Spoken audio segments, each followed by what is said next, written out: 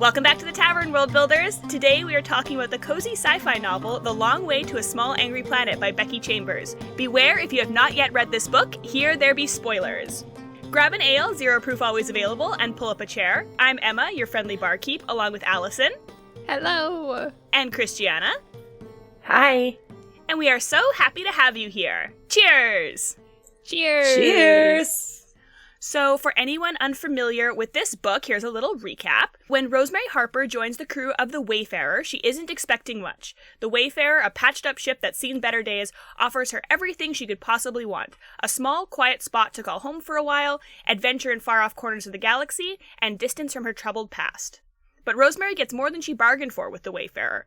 The crew is a mishmash of species and personalities, from Syssix, the friendly reptilian pilot, to Kizzy and Jenks, the constantly sparring engineers who keep the ship running. Life on board is chaotic, but more or less peaceful, exactly what Rosemary wants. Until the crew are offered the job of a lifetime, the chance to build a hyperspace tunnel to a distant planet.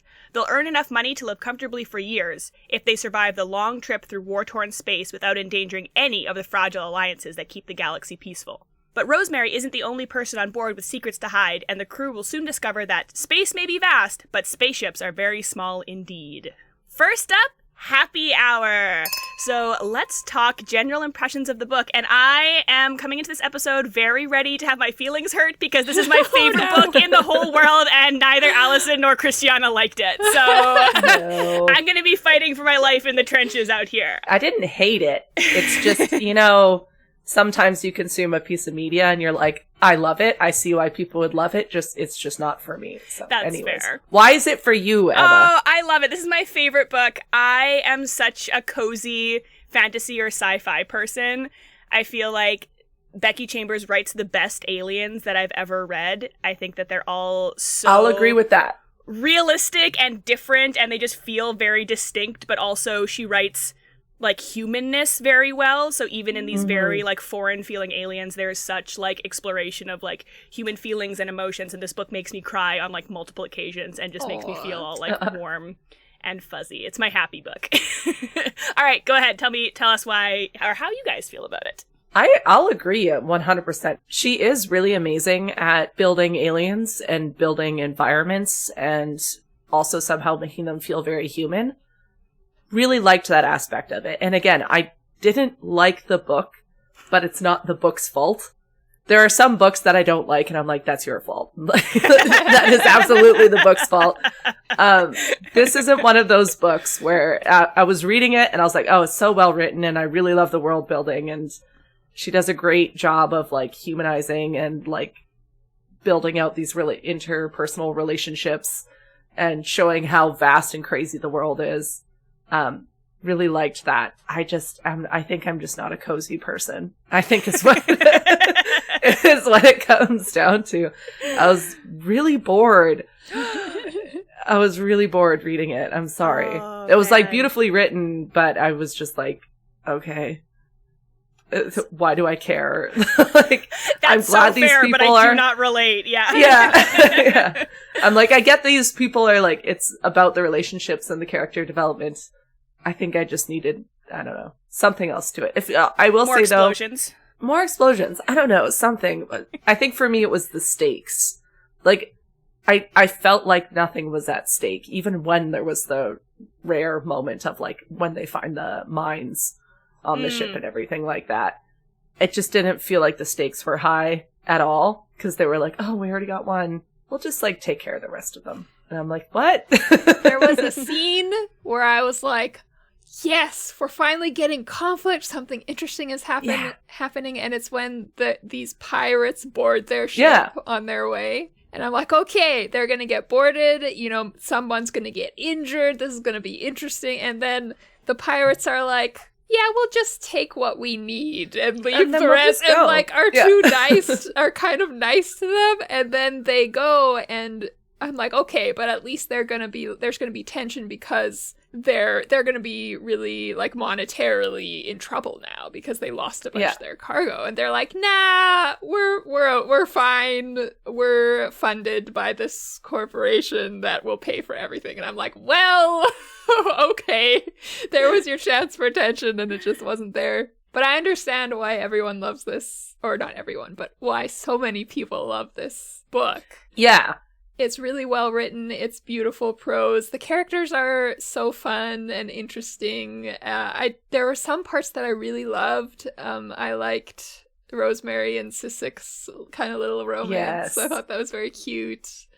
I liked the relationships between the crew. I loved Dr. Chef. He was so fun. Or they? Yeah. He or they? I don't remember. He, because he talks, who was formerly a female, because their life, be a female. Their species life cycle really is like you go from a female to a male later on in life, which is But so I also thought that I was just not a cozy person, because I've tried this book, I've tried Legends and Lattes. I just couldn't get into either. Then I'm like, well, maybe cozy just isn't my thing. But then I read a cozy book that I love, Emily Wilde's Encyclopedia to Fairies. And I'm like, so why did I like that one? And I didn't like this one. And I think I think it's because this is more of a slice of life cozy. It's like, this is what it would be like to kind of live in this world, in this universe, and just like going about your day and what your job would be like and stuff. And I just find that not interesting to read about. I agree. I'm sorry. I also feel bad because I can see why this book is beloved, but just not for me, and that's okay. Yeah, not every book is for everyone. That's totally fair. Yeah. No, I really like the slice of life. Like, I love being able to just, like, because I often have the critique of books of, like, and I think I've talked about on the podcast, of, like, I wanted there to be more time to, like, spend in the world. Yeah. And, like, because I love that. I love just getting to, like, be in a world and see what it's like, and, like, this book, like, gives that to you completely. But the stakes are a lot lower. The tension is a lot, like, it's more, like, realistic tension. It's not, oh no, we're gonna die. It's oh no, this is gonna be awkward with my coworker or whatever, like it's like much smaller. I would actually disagree to some extent, because everyone is just so chill and cool about everything all the time in it, and I'm like, I don't think that's what people I don't think that's how people would respond to that situation. I saw this book compared to Firefly, which is why I was excited to read it when I first picked it up. I don't think it's anything like Firefly. I think it's compared just because it's sort of like a people on misfit a ship crew. Yeah, all these random people. But part of what I like about Firefly is that the crew gets really mad at each other, and like, Kaylee's really upset at the doctor for doing something dumb because she likes him, and like everyone hates Jade because he's done something stupid, and like Mal and Inara have their whole will they won't they, they're mad at each other all the time, and this was like everyone loved each other and was happy with each other, and we're all nice to each other. Nice. Sometimes it's nice to have people be nice to each other. Even the one guy who no one likes, Corbin, the engineer, the algaist, Corbin. They eventually love him too. Like, so it's just like everyone's just happy, and I don't know. I like conflict. Apparently, I get enough niceness in my real life. I guess I don't know.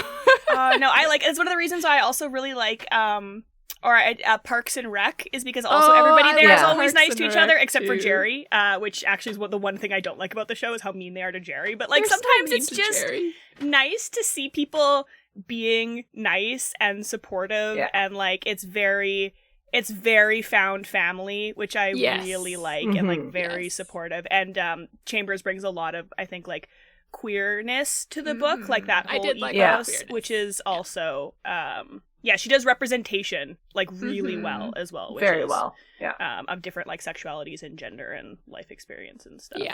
But it's definitely, I could see why if you don't like those kind of stakes, then it would feel really kind of like boring, or like nothing happens. So very polarizing, but it is. And I think that's a good time for us to slide over into Tavern Talk.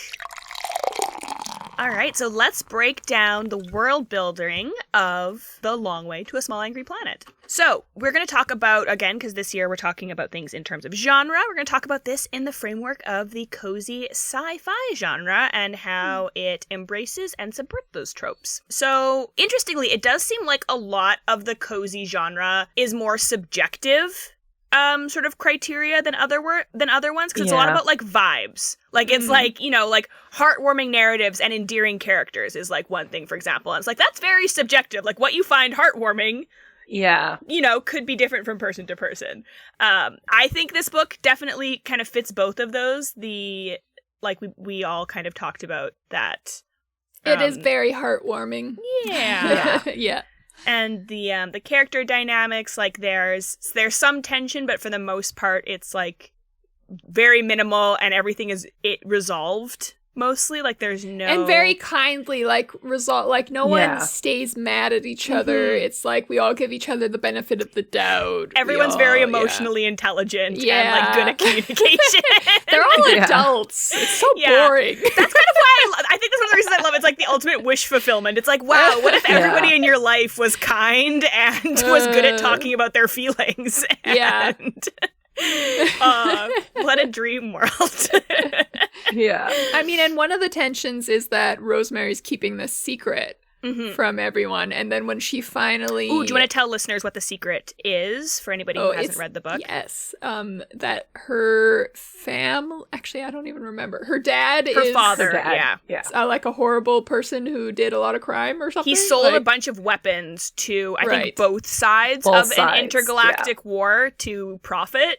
Yeah, so he's nasty. So yeah, he's a terrible person, and she's basically known for being his daughter. Yeah. And not like... She wasn't involved in it, but on like their home world, it's like she's in all the tabloids and stuff, and, you know, as part of this family. She like breaks the news to them, and they all immediately are basically like, yeah, you're not your dad. Like, we understand. You can't control his actions. Which is and true, and nice, and mature.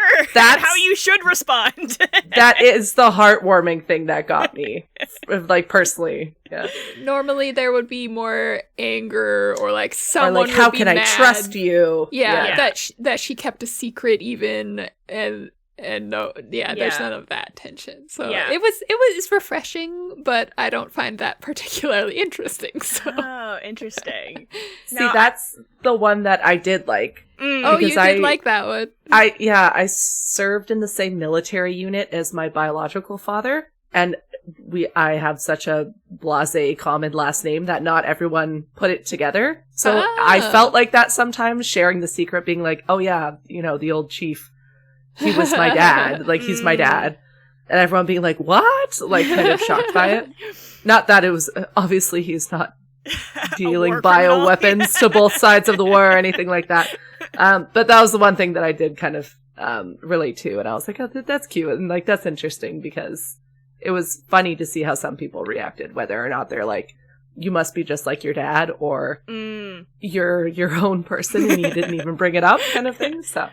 To me, it was like you were building and building this tension with this secret, and then it just didn't come to nothing. anything. I think that I think is maybe the hang up, actually, for me, is that everything was kind of built up like it might be a problem, but then it was never a problem. It's like, oh my god, we're being attacked by pirates. Oh, but it's not really a problem. Yeah. Oh my god, I have this big secret. Oh, but it's not really that big of a secret. It's fine. You know what I mean? It's fine. I almost find that, to me, that's almost... in some ways more interesting because of the external landscape of books, because the like formula, you know, like the formula is like, oh, it ramps up and then it's a big problem. Like the formula, what you expect is, oh, it's a huge secret, oh, it's a huge blow up. And so then to have that kind of subverted and be like, oh, there's this big secret, but everybody handles it really maturely, is like, oh, what a twist, how different and interesting than what you would normally get in a book.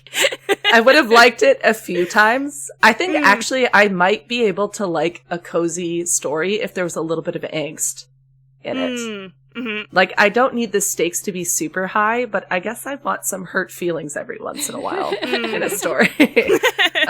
So, like, because that makes it more heartwarming towards, like, in my opinion, is, like, with this trope that's common in cozy fantasy and cozy sci-fi and things like that, is, like, this heartwarming character and really endearing character dynamics. I think the most endearing thing is to be able to disagree with your friends, like we are right now, how we feel about this book. But then come back together, and you know what I mean? I know what you mean. I disagree, but I know what you. I hear where you're coming from. Why are we communicating like the characters in this book? Where we we're need all more like, attention. We need I more love fights. it. I agree, but you know, You're the worst, Emma. Why did you like this How book? could you not love this book? I must never speak You're to off you again. the podcast. Yeah. Wait, let me explain. Hold on. No, just let me explain. I'm glad the cozy genre exists and that it is taking off, because I think it's an important genre and people like Emma love it. So I'm happy for you. Yeah.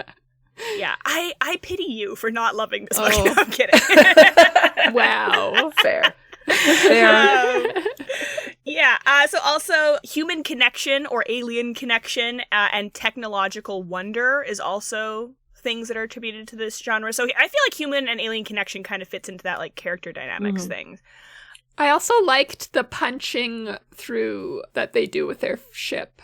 For technology. That was interesting. The most interesting. You know, how every sci-fi thing has to come up with a way that you can conveniently traverse the galaxy, because otherwise it would be a million years of your ship going, and that would be so boring.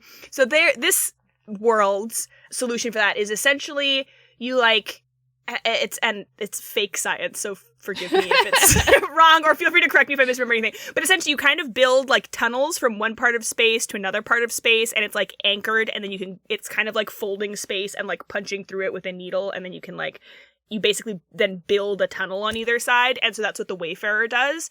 And normally, if you're building to like a part of space where you've already explored, you would like set up the one end and then go through a different tunnel and then travel to it and set up the other end. But what they have to do for this big job is they have to punch through, as it's called, to an unexplored part of space, and then you run the risk of like, if you do it incorrectly, you might like hit a planet or go into a black hole or something. So it's much more risky to do it this way. And if you get the like setup wrong, then like space and time can kind of like collapse in on itself and is also dangerous.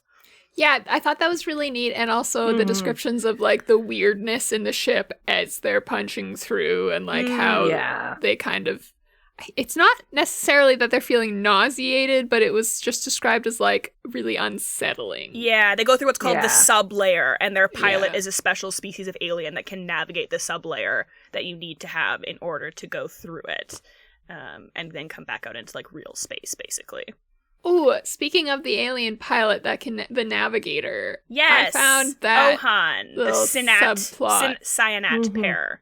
I find that really interesting, because there's this subplot where you find out that they are basically infected with a virus that allows them to do this navigating, but it also is killing them. Yes, it shortens their lifespan of this whole species. On the Wayfarer's journey, they discover this group of aliens that used to be cyanat pairs, but discovered a cure for the virus. And Ohan does not want the cure because it's just sort of been socially ingrained into him. Yeah, it's like seen as like almost like a holy thing or a religious thing to like have the virus is like your calling. And so there's this moral question of, do we force this cure on them? Do we, like, we don't want them to die, but they're determined and they should also be able to choose. And so it was very interesting. I really liked that part. I liked that part a lot too, and I think eventually, big spoiler, eventually actually injects them? It's Corbin. Yeah. Because he's just like, we're not losing anyone else. I'm going to make this decision and he's the grumpy one who doesn't get along with anybody, and then they end up losing their sentient AI, and he's like, we're not going to lose anybody else, and then he forcibly... If there's any critique I have of the book, it's that I maybe would have loved to explore the consequences of that a little bit more at the end, because that's very open-ended. Like, it's just left very much like, people aren't very happy with him, but you never really see them all come together or talk about it or have any reactions to like, it. how does Ohan feel after that? Yeah. That's what I was saying. I think sometimes cozy bothers me a little bit because they're all like, well, I understand why you did it. Yeah. And I'm like, no. Yeah. That's not cool. Like, don't do that. Although with the cure, I don't think that's necessary. Like, I don't think they ever say, like, they say it's understandable, but it's not like everybody's like, oh yeah, that was totally fine for you to do. I think it's mostly just left open-ended in general. So that's why I'm a little bit more okay with it, because I'm kind of just like, it's a realistic thing. Sometimes things don't get resolved right away, and there's like, it goes on. But I wanted a reckoning. Yeah. Like, I would have liked everyone coming together and being like, so that was super not cool. Yeah, that was not. I do. Yeah. One of the reasons I like this book, too, is it's more interested in, I think, asking questions and exploring things than providing answers. Like, it poses the question to the reader of, like, was this okay? But the narrative doesn't really give you a definitive answer about whether it was okay or not. It's like, oh, you just have to consider this and think about what that means for humanity and like personal and stuff like that, which is, again, a specific type of storytelling that doesn't resolve things, which is actually next on our list of cozy things, personal stakes rather than galactic, which is definitely this book. Yes. Yeah. This isn't there is sort of an almost war going on, but it's not really a concern to the crew. Yeah. The stakes aside are not from like how it the affects them universal personally. end. Yeah. The stakes are that it's this dangerous mission that they're going on because they have to punch blindly into space. And also it's punching into like a hostile area of space. There's a new species of aliens that are kind of joining the like intergalactic association, but they're very like hostile and warlike and xenophobic, and they don't like outsiders, and so the alliance is like very tenuous, and that kind of does blow up in the end. Like the hostile aliens end up being like, no, we don't really want to do this. So there are kind of universal consequences, but not They're really. sort of in the background though, because Yeah. the main focus is on the characters. Yeah. And like there is some life and death stuff happening because what they're doing is dangerous. So it's not that you can't have your characters in mortal danger in a cozy fantasy. You absolutely can. And they are in this story. But it's also not really the focus of the narrative. Isn't are they going to die or live? It's more their relationships with each other. Yes. Is my secret going to be revealed? Yeah. Yeah. Which again, I don't know. Also sometimes is nice because I feel like the galaxy can only be in danger so many times. Yeah. And on that note, themes like, friendship, romance, slice of life moments, hope and optimism, found family are also like big hallmarks of this genre. I love the found family in this. One of the most touching moments, I think, that makes me cry every time is, so Syssix, the alien, is from like a reptilian species who they're very like touchy-feely, no personal space. They're like, they're completely like polyamorous. You have their whole culture is kind of built in with found family because they have like your clutch family versus your feather family. And that's like, the family you're born into isn't really your family. They have much stronger connections with the family that they're like raised by or that they choose. And there's this one scene where they're on a planet and they come in contact with another alien of the same species who's like an older one who's kind of been ostracized and hasn't really had any connection with anyone else from her species because, as Syssix says, she's just kind of like weird and communicates strangely. And there's this scene where they just like, it's very, like, the human character looking at it says it's very, like, awkward and intimate because they're, like, touching each other and, like, stroking each other's faces, and, like, it's very clearly, like, a very intimate moment of just, like, and then later she, like, asks Syssix what it was, and she's like, she just needed someone to connect to, and I just needed to, like, connect with her and, like, show her this, not humanity, alien anatomy, but, like, it's so sweet, and... It is. That was a really cute scene. I really like it when aliens are very different from humans, not just biologically, but also socially. And I think Chambers does a really good job of that. Because there are so many things we just take for granted, even just as, like, North Americans or as whatever our race is. Like, as I take things for granted as a white person, And so, and things like Syssix being so touchy-feely and that not being a thing we do in North America. Like, we have our space, our bubble of space, and you're only that familiar with, like, romantic partners or something. And that might also be different in different cultures of the world, but in our culture, that's what I'm familiar with. And so just to see that not being an automatic thing that other aliens also are the same. Especially Canadian culture. Everyone's always like, Canadians are so nice. And I'm like, we're polite. There's a big difference between being nice and being polite. Yeah. We're very polite. Doesn't mean we're necessarily super nice kind of thing.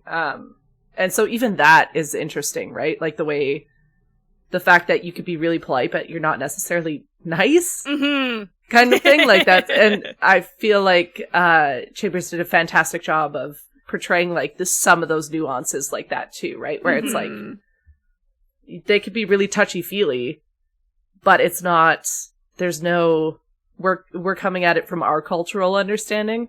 Yeah. But she does a good job of portraying the fact that, like, it means something totally different. Yeah. And same with Corbin being a clone and things like that. And all the, like, kind of those, there are in every culture dynamics that are really hard to explain to someone who's not a part of that culture. Mm-hmm. And I think she did a good job of like making that a reality and then also explaining it a little bit for the reader.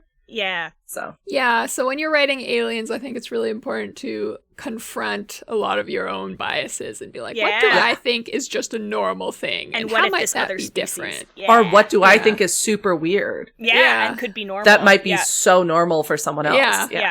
Yeah, like, and I love because this book is like multi-POV, and like that's where a lot of the like you get to see this the sort of, for example, like the touchy-feely thing again from both perspectives. So for like the humans, you see how it's kind of like awkward but then for Sissix, from her perspective, you see how hard it is for her to have to like hold herself back and not, and like that's brought up as like one of the crew members is talking to her is like, oh, in your culture we are all family and friends, you would all be sleeping together all the time and we don't, and that's really hard for you, and I'm sorry that we don't have that to give, like, you know, that our experience is different, like, and it's we like can't that's give you that. Where the tension and the conflict in the book comes from. It's just from like, those like little things that the characters are all experiencing.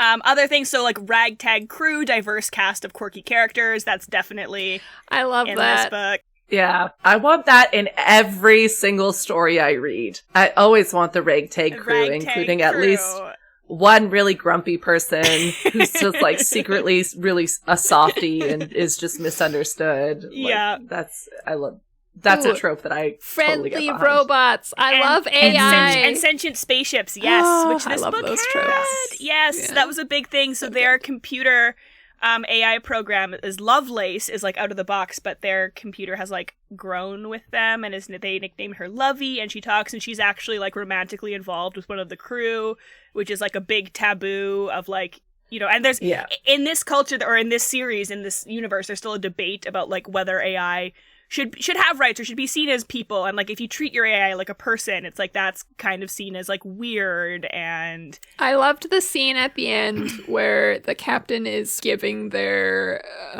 report of what happened to the government, I guess, and they're like, so you didn't, like, no one died though, and he's like, well, we did lose one crew member, and they're like, oh, who? And he's like, our AI Lovey, and they just, it's immediately obvious that they don't think that counts as losing anyone, and that they don't think of her as a human. And it was just so heartbreaking. I did like that a lot. Yeah. I, through subtext at least, picked up on this, and I'm curious if you guys did too. But with the relationship with an AI, I feel like there was this level of discomfort because it's like, can AI consent to this, or are they just responding to input kind of thing? So I felt there was, and it might have just been me reading a little much into it, but I feel like there was at least a couple moments where people were expressing discomfort. I did not read that in that way. Like, I read it as like a definitely like the like, oh, is this a person? Is it? But I don't know necessarily that the consent piece was in the text, because it's never really it definitely, like, I was gonna say it wasn't in the text, but I felt like, I don't know, just some of the discussion and some of the how people related to each other, I was like, I wonder if that's part of the problem for it. If it felt like it was maybe little hints here and there, or maybe I'm just either, because I'm so used to AI and sci-fi being very different from like AI as we have it in our world, which is precisely what you're talking about. And as AI is growing right now, I understand why your mind is going there, Christiana. Because we are thinking about those things. But AI in sci-fi, I just think of it as like, it's like a person. Truly, like it's an individual, whereas intelligence. The AI we have in the real world is what you're describing, where whatever you're inputting. I can safely blame ChatGPT for another thing. I didn't like this book because ChatGPT has skewed my perspective on AI. Another reason it's evil. And then another thing that is a hallmark of like cozy sci-fi, or kind of sci-fi in general, but also is like space pirates, which definitely there was an encounter with space pirates. They boarded and they attacked one of the crew members, not severely, but they like hit him with their rifle. And then I did think that, so I know Allison wasn't a huge fan of the like conflict there, or like the lack of conflict. I thought it worked because the kind of the way out of it is that one of the characters knows about the culture of the space pirates, which is that they're very like kind of like efficient or like not even honorable, just kind of like efficient, being like, oh, we need X amount of stuff for us to survive. We're going to take X amount of stuff. Like, we're not greedy. We're literally like, so it's not even like an honor thing of we're going to leave it. It's just like, oh, we don't need it. We're not going to take it. And she knows that. And she like exploits that by like directing them to certain things and stuff. So I felt like it was still... Oh, I think like, it worked great for cozy. Like, everything is working wonderful for cozy fantasy. Like, if I had my way, this would not be a cozy book, and then it would be something really different. So, like, that's fair. Yeah, no, I think it's doing everything really well. Yeah. So like also like space pirates is another thing from this genre. Space pirates. And I just think one of the biggest like hallmarks of the cozy genre, whether it be fantasy or sci-fi, is kind of the like exploration of what it means to be a person living your life and how we navigate life. And I think that was I think this book definitely does that through all of the aliens and the contrasts, through the like, you know, stakes. Like, there's a bunch of subplots we didn't even touch on. Like, one of the aliens, Dr. Chef, his species is going extinct because they've decided that they were too warlike and they all killed each other and they don't deserve to reproduce anymore. So the species has just decided to let themselves die out, which is heartbreaking. There's another subplot of the captain who is in a relationship with another alien on a different ship, and they have to keep it a secret because her species doesn't approve of relationships with outsiders. And also, he's a pacifist and she's a soldier, essentially. And so, like, that's a tension of, like, how do you reconcile these things?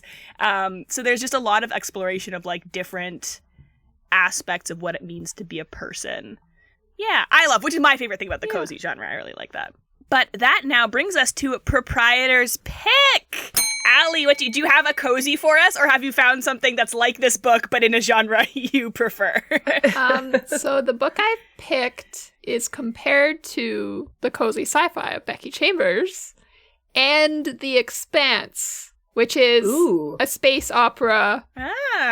So I'm not entirely sure which genre this book will be, but let's take a look at the plot summary. There are only 3 real powers in the universe: the corporate power of the trust versus the union's labor leverage. And between them, the guild tries to keep everyone's hands above the table. It ain't easy.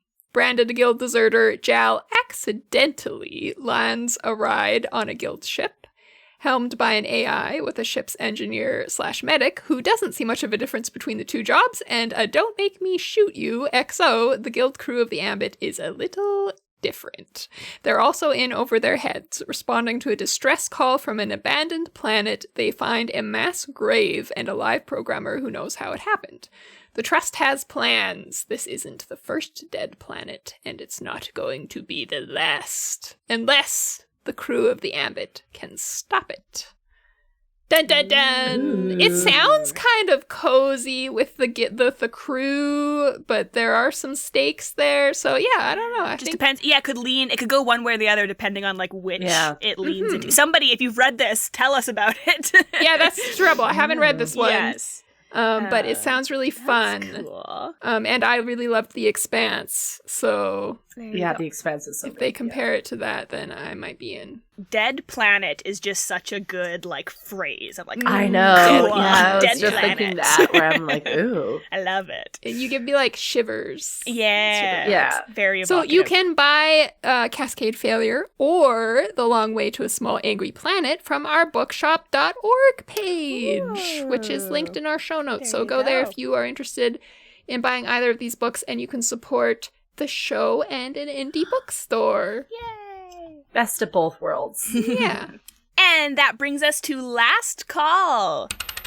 Some concluding thoughts and questions to help you build your world based on what we have read in The Long Way to a Small Angry Planet.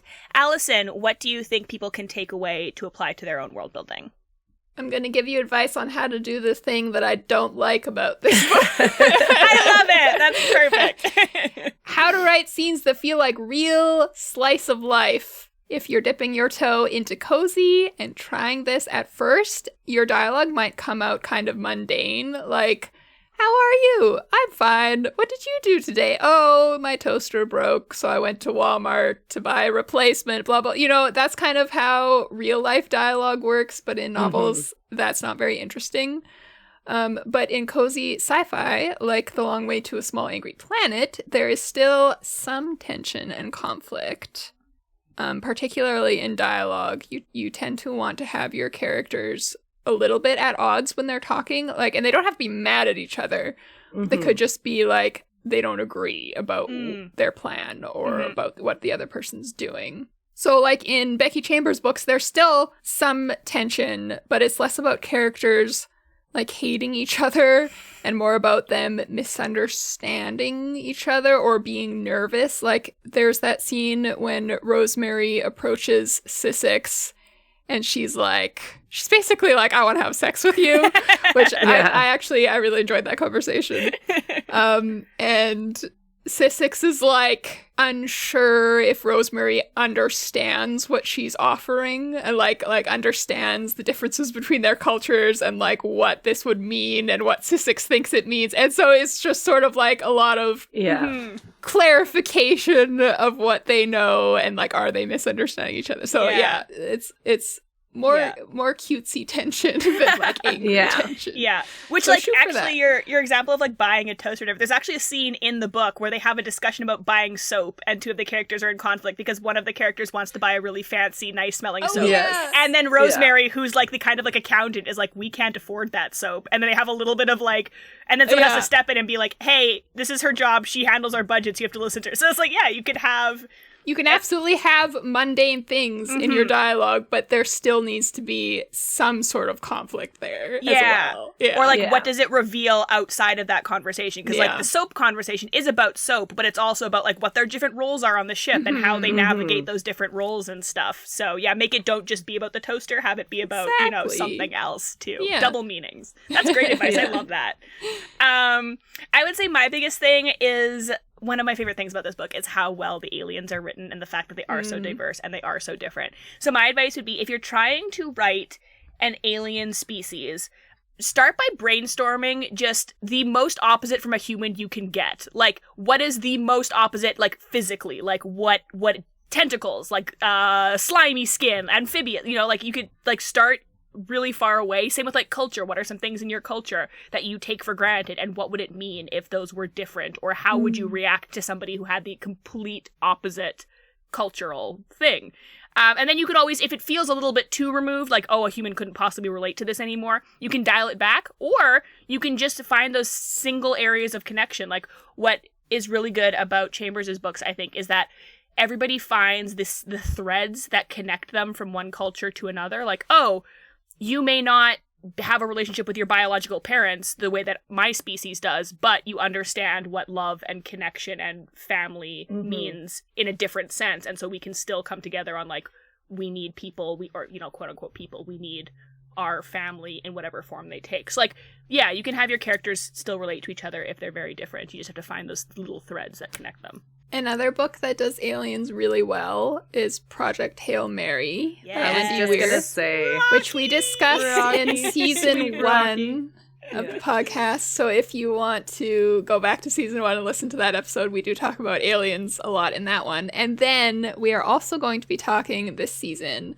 about Skyward by Brandon Sanderson, which is also one of my favorite books that portray aliens, like specifically for how it portrays aliens. So I'm really excited to talk about that. So much alien representation. Yeah. That's awesome. And Christiana, what questions or advice do you have on world building based on the book? If you are trying to create sci-fi, you can go super out there. You can make the aliens super weird. You can make the dialogue either super mundane or super out there. There could be tons of conflict. There could be non-conflict. When you're specifically writing something with the intent of it being cozy, I think there needs to be some level of recognition, no matter how far out it is. So the fact that there's a government and they have to write reports and they have to have an accountant, more or less, kind of thing. That's something that immediately puts you in a comfortable mood because you recognize it and you say, okay, yeah, I don't have to think too hard or too crazy or understand too much about science or anything like that. So I think being sure that even if something is really out there, if you're trying to write something cozy, there needs to be some things that people can immediately relate to, be it in the alien culture. Yeah. Yeah, be it in the alien culture, be it in the dialogue, be it in, the fact that even that they tunnel the wormholes through space, that I'm like, just imagine like a construction crew building a road or something, right? Like there's some sort of touchstone, and I think that's what will make something cozy, is that you're not working too hard. There's to familiar in the mundane. Everything. Yeah. Yeah, exactly. Bureaucracy is a universal constant. I was just going to say. And we all have to file taxes and know the frustration with it. So maybe include taxes in your cozy fantasy. I would love a cozy cozy fan is just about someone trying to deal with like the taxes of the castle that the king has like run into ruin. Excuse me, sir, there's a 2 gold expense last week. What was this for? Do you have a receipt? Do you have a tablet receipt? Yeah. I'm filing this away in my stories to write folder. That's amazing. But it could be like the best romance where like a new accountant is hired to like audit and fix up the prince's taxes because he hasn't filed them for 3 years. Enemies to lovers. And then he's so annoyed with her. And as she's going through his receipts, she's like, "That's also my favorite restaurant." It's basically you Leslie play this Knope game too, and Ben from Parks and Rec. Yeah, exactly. But fantasy. I feel like we're gonna have to write this. Check out mine and Christiana's upcoming novel, The Taxman and the Prince. The Taxman and the Prince. Yeah. Unfortunately, this does bring us to closing time. We would love to stay longer, but these windows aren't going to insulate themselves, and winter is coming. It's here. Winter has arrived. Yeah. Thank you so much for joining us at the tavern. If hands-on world building is something that interests you, then you should definitely check out our world building workshops. These are bonus monthly episodes where we build a different element of a world every session, available for patrons at our $5 and up tiers at patreon.com/worldbuilderstavern. This month's episode, which is actually already up and ready for listening, is on building weather. Ooh, we've also, in the past, as examples, we've built a magic system, which I believe is free for everybody to listen to, so if you're not sure if you want to commit to the Patreon, go check out that episode for sure. We've also built fantasy creatures, we've built religion, so we're building a whole bunch of stuff, and it's really fun. A city not on a bridge. A city, hashtag Team Bridge. Support me in this if you've listened to it. Inside joke from the workshop. You should definitely also check out our description for a link to help a Palestinian family escape Gaza if you have any extra funds that you're looking to donate this season. You can also find us on our website, worldbuilderstavern.com, which has links to our TikTok, Discord, and our bookshop.org page, where you can buy books we talk about on the podcast, which will support both us and an indie bookstore. Yay. We hope to serve you here again soon, but until next time, scram! Bye! Get out of here.